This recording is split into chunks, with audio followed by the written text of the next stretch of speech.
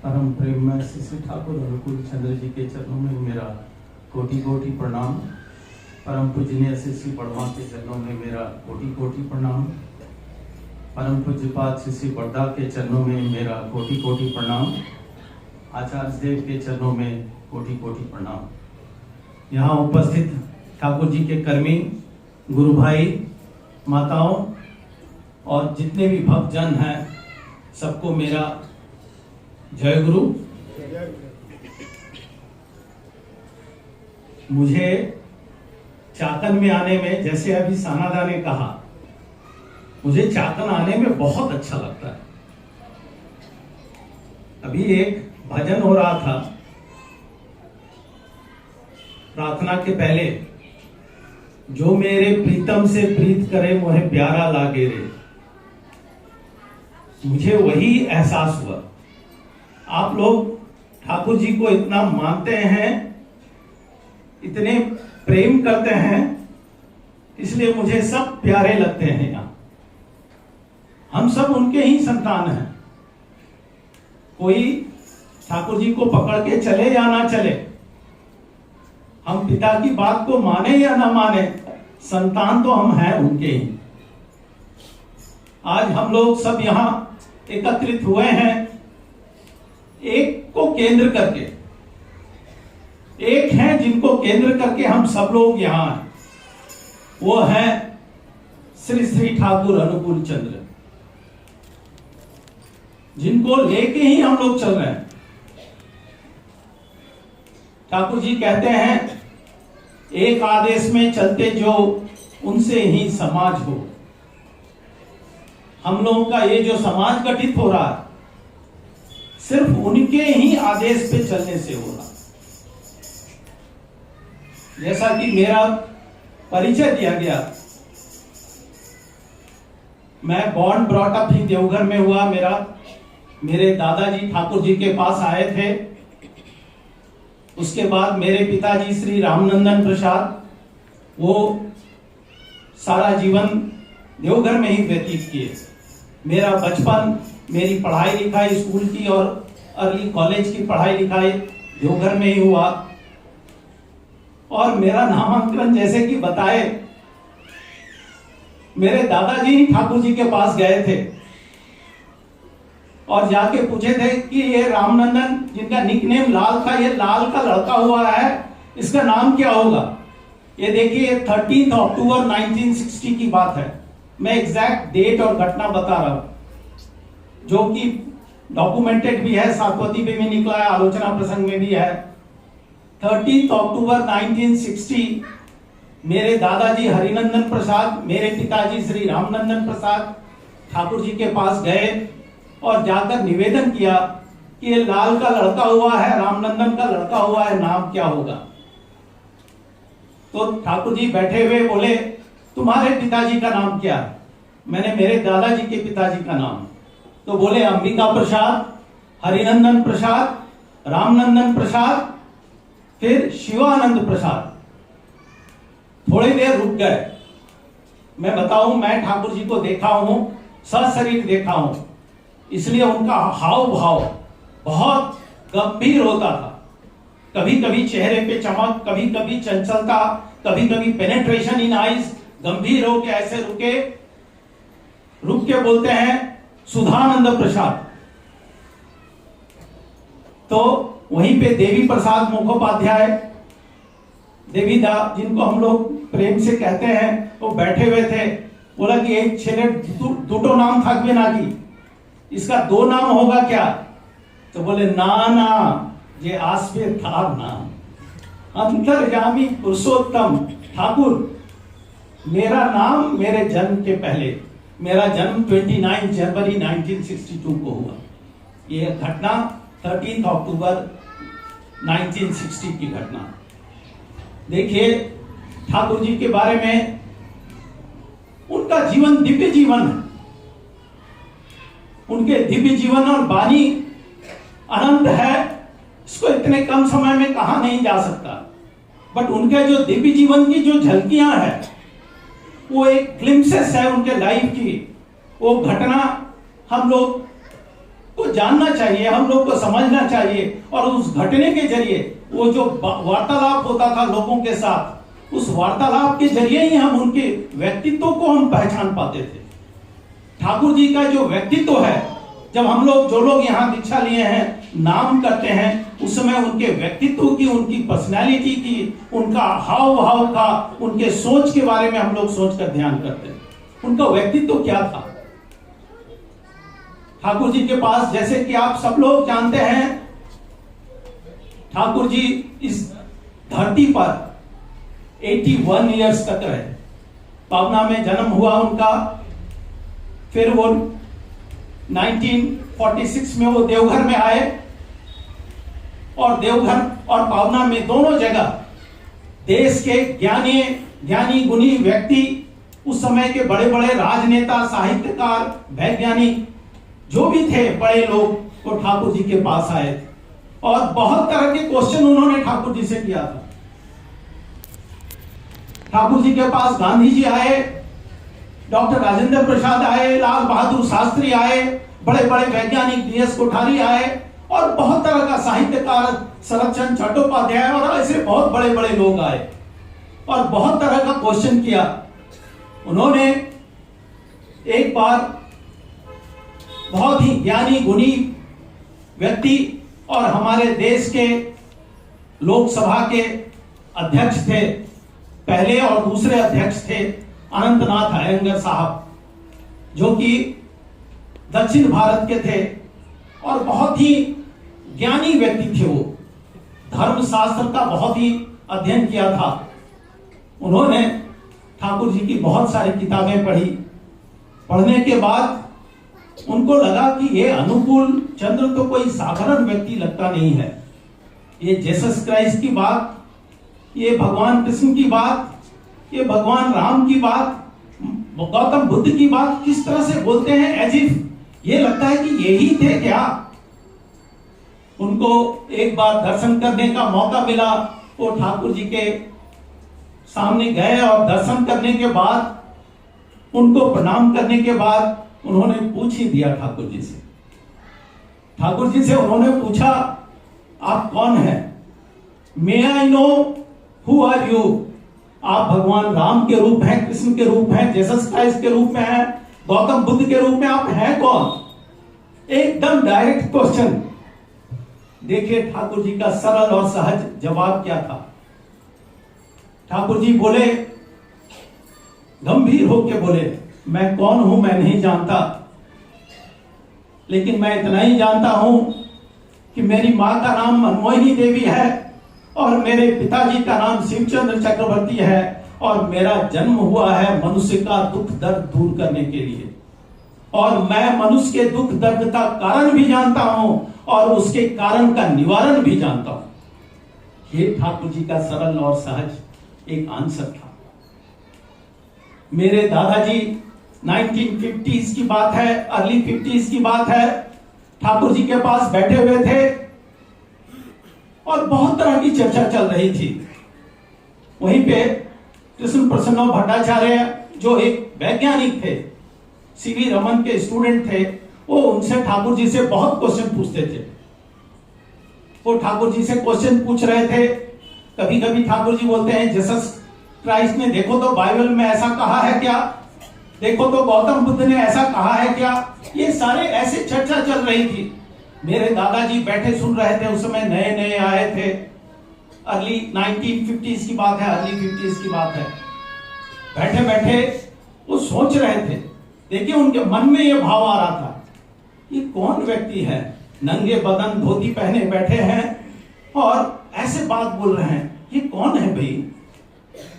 फिर ठाकुर जी दादाजी की तरफ मुड़ के ऐसे देख के बोलते हैं, Harinandan, I am the best fulfiller of Rama, I am the best fulfiller of Jesus, I am the best fulfiller of Krishna, I am the best fulfiller of Buddha. मेरे दादाजी कागज और कलम लेकर जाते थे, कब जाने क्या ठाकुर जी कौन सी बात बोलेंगे। उनको लगता था इनकी हर बात जो है नोट करने लायक है, वो नोट करने लगे। ठाकुर जी बोले, हरिनंदन, यही सब प्राइवेट कथा, ये सब लेखार कथा ना, ये सब लिखने की जरूरत नहीं है। वो कभी कभी अपने को रिवील करते थे और कभी कभी अपने को रिवील भी नहीं करते थे। वो ये अपने बारे में कभी बताते थे और कभी कभी नहीं बताते थे। उनका रंग रूप, उनका हाइट, उनका चेहरा सब बदलता रहता था। मैंने देखा है, मैंने आंखें, मुझे याद है, वो पेनिट्रेटिंग आईज जिधर मुड़ के देखते थे लोगों को लगता था वो एक्सरे है, एक्सरे। ऐसा था उनका व्यक्तित्व ठाकुर जी का। और प्रेमी थे वो। ठाकुर जी की वाणी है, my life is my materialise maxim, यानी मेरी जीवन ही मेरी वाणी है। और वो जीवन में क्या है उनका जीवन, ठाकुर जी सत्यानुसरण में बोले हैं, विनय के समान दूसरा सम्मोहनकारी कुछ भी नहीं। विनय के समान दूसरा सम्मोहनकारी कुछ भी नहीं, सत्यानुसरण में बोले हैं। मैं एक घटना बता रहा हूं जिससे पता चल जाएगा इस वाणी को ठाकुर जी ने किस तरह अपने ही जीवन में उपयोग किया है। इस वाणी को कहते हैं, my life is my materialise maxim. Dumka में ठाकुर जी बैठे हुए थे, 1952 की घटना है। मुखर्जी पार्क में, जहां अभी ठाकुर जी का मंदिर भी बना हुआ है, वो मुखर्जी पार्क में बैठे हुए थे। दुमका उस समय जो देवघर है, देवघर का डिस्ट्रिक्ट हेडक्वार्टर हुआ करता था। वो संथाल परगना डिस्ट्रिक्ट था, उसका हेडक्वार्टर था। वहां पे बड़े बड़े लोग आते थे और बहुत तरह की बातें होती थी। जो भी लोग, बड़े लोग आते थे तो ठाकुर जी के पास दर्शन करने जरूर आते थे। वहां पे बड़े बड़े जब आते थे लोग, ठाकुर जी का दर्शन करने आते थे। वो घिरे हुए थे ठाकुर जी का, जो मुझे याद है, वो अक्सर ही सराउंडेड बाय ह्यूज क्राउड। और उसी में से कोई लोग कुछ क्वेश्चन पूछता था और धारा प्रवाह ठाकुर जी कुछ आंसर देते रहते। उसी में देवीदा, प्रफुल्लोदा बैठ के नोट करते रहते थे, लिखते रहते थे।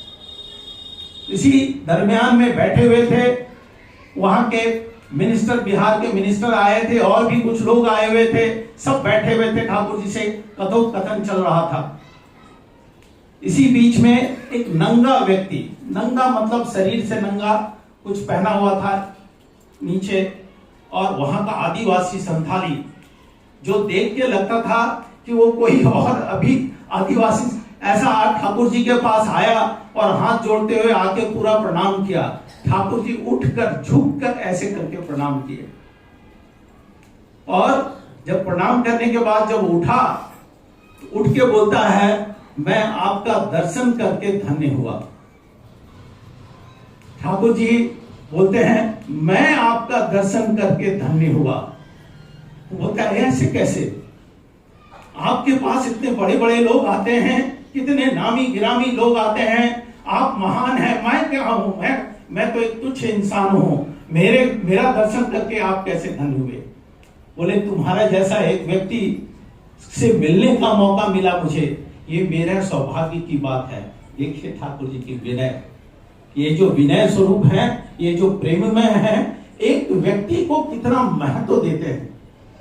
यही धारा प्रवाह, ये जो स्रोत लेके चले हैं, ये जो प्रेम का स्रोत जो बहाए, उस प्रेम की स्रोत को, धारा को आगे लेकर गए श्री श्री बड़दा आचार्य देव, श्री श्री दादा, वर्तमान आचार्य देव, हमारे पूर्व आचार्य देव श्री श्री दादा। और यहाँ इस धरती पर आचार्य देव का पांव पड़ा है, और ये धरती पे पैर रख के, इस धरती जो पुण्य धरती है, ये आपका चाकन की धरती पुण्य धरती है, इस धरती पे पैर रख के बोले, ये तो देवभूमि है, ये तो यहाँ पे गुरु का ही मंदिर होना चाहिए।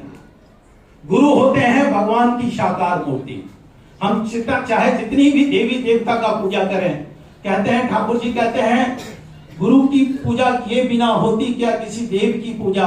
सब देवों का सिद्धि आसन, गुरु है किंतु उनकी ध्वजा। उस गुरु को बिना पकड़े अगर हम जीवन में आगे पढ़ेंगे तो हमारा होगा नहीं। ये उनका जो दिव्य जीवन है, उस दिव्य ठाकुर जी के पास एक बहुत परेशान व्यक्ति आकर ठाकुर जी को प्रणाम किया। जो लोग ठाकुर जी के बारे में सुने थे, जानते थे, वो सब जानते हैं कि ठाकुर जी अंतर्यामी हैं। ठाकुर जी का अगर एक बार आशीर्वाद मिलता है तो मेरा जीवन धन्य हो जाएगा।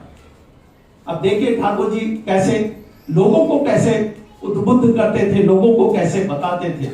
ठाकुर जी के पास एक आदमी आकर कहता है, ठाकुर जी आप, मेरा जीवन बहुत, मैं परेशान हूं, आप दया कीजिए मुझ पर, आप दया कीजिए, मेरा जीवन से मैं बहुत परेशान हो गया हूं। ठाकुर जी हाथ जोड़कर बोलते हैं, तुम मुझ पर दया करो। वो व्यक्ति तो घबरा गया, मैं आया इतना परेशान होके इनके पास कि दया करो, कहते हैं कि मुझ पे दया करो। फिर बगल में बैठे हुए कोई थे, उनको कहते हैं, अरे डिक्शनरी लाकर देखो तो दया का मतलब क्या होता है। जब डिक्शनरी में दया का रूप धातु रूप में देखा गया तो बोले दया दय धातु से आता है, इसका मतलब होता है रक्षा करना। ठाकुर जी बोलते हैं दया करो मतलब तुम रक्षा करो, तुम मेरी बात को लेकर चलो, तुमको दया तुमको मिलेगा ही। ठाकुर जी के पास अभी हाल ही में सातवती में भी निकला है ये घटना।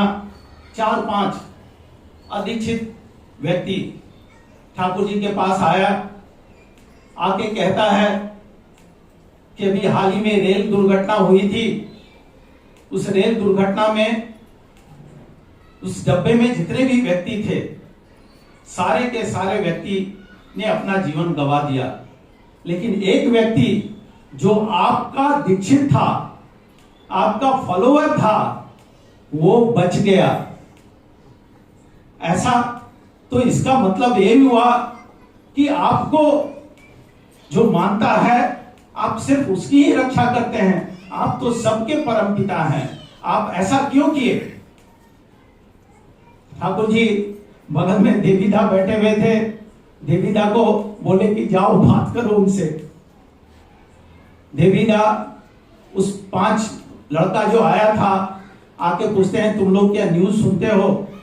बोलता हाँ न्यूज सुनते हैं। तो न्यूज कौन से, कहाँ, कितने बजे आता है न्यूज बंगाल में। तो बोले बंगाल में न्यूज जो है 7:30 बजे आता है। तो बोले 7:30 बजे अगर तुम विविध भारती लगाओगे तो क्या न्यूज सुन पाओगे। तो बोला नहीं, तो न्यूज सुनने के लिए 7:30 बजे वो चैनल तुमको ट्यून करना पड़ेगा। जब तक हम उनसे ट्यून्ड नहीं होंगे, जब तक हमारा ट्यूनिंग उनके साथ नहीं होगा, तब तक हम उनकी बात भी नहीं समझ पाएंगे, वो हमें रक्षा भी नहीं कर पाएंगे। हमारी ट्यूनिंग करने के लिए वो एक प्रोसेस लेकर आए। इस वैज्ञानिक एज में ठाकुर जी जब आए तो एक प्रोसेस लेकर आए, वो प्रोसेस को हमको जीवन में करना है और वही करके चलने से ही हमको ठाकुर जी का आशीर्वाद मिलेगा। ठाकुर जी बोलते हैं आशीर्वाद का मतलब होता है अनुशासन बात, और वो अनुशासन में ठाकुर जी ने एक नाम को बहुत महत्व दिया है। ये नाम के बारे में कहा है कि ये नाम जो है ये वाइब्रेशन है। मैं जिंदा हूं इसलिए कि आई एम वाइब्रेटिंग। जिस दिन मेरा वाइब्रेशन गया मैं चला गया। ये जो नाम लेकर आए हैं ठाकुर जी, इस नाम में बहुत एनर्जी है, ये वाइब्रेशनल एनर्जी है। इस नाम को करने से ही हमारा ठाकुर जी के साथ ट्यूनिंग होगा। ठाकुर जी से किसी ने पूछा था कि आपके पहले भी ऐसा किसी ने कोई नाम लेकर आया था क्या। तो ठाकुर जी बोले देखो तो बाइबल में है, in the beginning there was a word, the word was with God and the word was God. ये ऐसा जीसस क्राइस्ट ने, ठाकुर जी ने बोले, जीसस क्राइस्ट ने कहा। तो हम लोग इस युग में, इस कल युग में ठाकुर जी एक नाम लेकर आए। उस नाम को चलते फिरते घूमते टहलते हमको करना है, फिर ध्यान के साथ करना है नाम। और ध्यान में हम किसका ध्यान करते हैं, सिर्फ इष्ट मूर्ति का ध्यान नहीं करते, इष्ट का जो दिशा निर्देश है वो हम ध्यान करेंगे, तभी हमारा उनके साथ ट्यूनिंग होगा। बड़गा श्री बड़गा कहते थे, उनकी 2 बानी बहुत फेवरेट बानी थी। एक बानी थी उषाय निशाय मंत्र साधन चलाय फेराय जाओ यथा समय इष्ट निर्देश मूर्त कराय था। इसका मतलब है उषा निशा में मंत्र साधन, चलते फिरते जप, और यही करने से, और यथा समय इष्ट निर्देश जो है सही समय पे करने से जो है यही तपस्या है। जब तक हम तपेंगे नहीं, जब तक हम ये करेंगे नहीं, हम पाएंगे नहीं। आज हमारा दिशा निर्देश, ठाकुर जी जीवंत हैं, ठाकुर जी की वाणी है। जब तक हम लोग जीवंत गुरु को पकड़ के नहीं चलेंगे, हमारे आचार्य देव में ठाकुर जीवंत हैं और वो जो दिशा निर्देश दे रहे हैं ठाकुर जी के रास्ते पे कैसे चलना है, वो दिशा निर्देश तो हम लोग को जीवन में लेके चलने से ही ठाकुर जी की बात होगी, वही इष्ट निर्देश है। और उसाय निशाय मंत्र साधन चलाए फिराए जॉब यथा समय इष्ट निर्देश मूर्त कराए तो। दूसरी बानी जो बड्डा की बहुत फेवरेट बानी थी, वो बानी है you are for the Lord not for others, you are for the Lord and so for others. तुम जो भी काम करते हो पहले गुरु को करो, you are for the Lord not for others, मानी बोल दिया किसी और के लिए नहीं हो, और you are for the Lord and so for others. इसका मतलब गुरु को ही पहले पकड़ के चलना है और जीवन में जितना भी कर्म करना है गुरु के दिशा निर्देश के मुताबिक, गुरु के जो फिलॉसफी है ठाकुर जी की, जो बातें हैं उसके विधि मुताबिक ही अगर हम करेंगे तभी होगा। आजकल देखिए मनुष्य की सेवा करने की बात है, ठाकुर जी कहते हैं जो मनुष्य का सेवा, इतने एनजीओज हैं वो इतने तरह के काम करते हैं, अच्छे करते हैं, लेकिन कभी कभी वो सेवा में भी जो है हम लोग को समझ में नहीं आता, शायद वो उसके बचने पड़ने में हम प्रॉपर ढंग से हेल्प करते हैं या नहीं कर रहे हैं। इसलिए अगर हम गुरु के मुताबिक अगर मनुष्य की सेवा नहीं करेंगे, बिना गुरु को पकड़े अगर मनुष्य की सेवा करेंगे, तो हो सकता है हमारा सेवा भी पूर्ण रूप से अच्छी तरह से नहीं होगा। समय शायद कम है, अब मैं यहाँ जितने भी लोग आए हैं मैं ठाकुर जी से प्रार्थना करता हूँ आप सबका जीवन मंगलमय हो, आप सब लोग ठाकुर जी को पकड़ के चलें, आप सब लोग स्वस्थ रहें, सुखी रहें, प्रसन्न रहें और अपना जीवन तो मंगलमय करें ही, और भी अड़ोस पड़ोस में भी लोगों का जीवन मंगलमय करें। ये बात बोल के मैं अपनी बात खत्म करता हूँ। जय गुरु।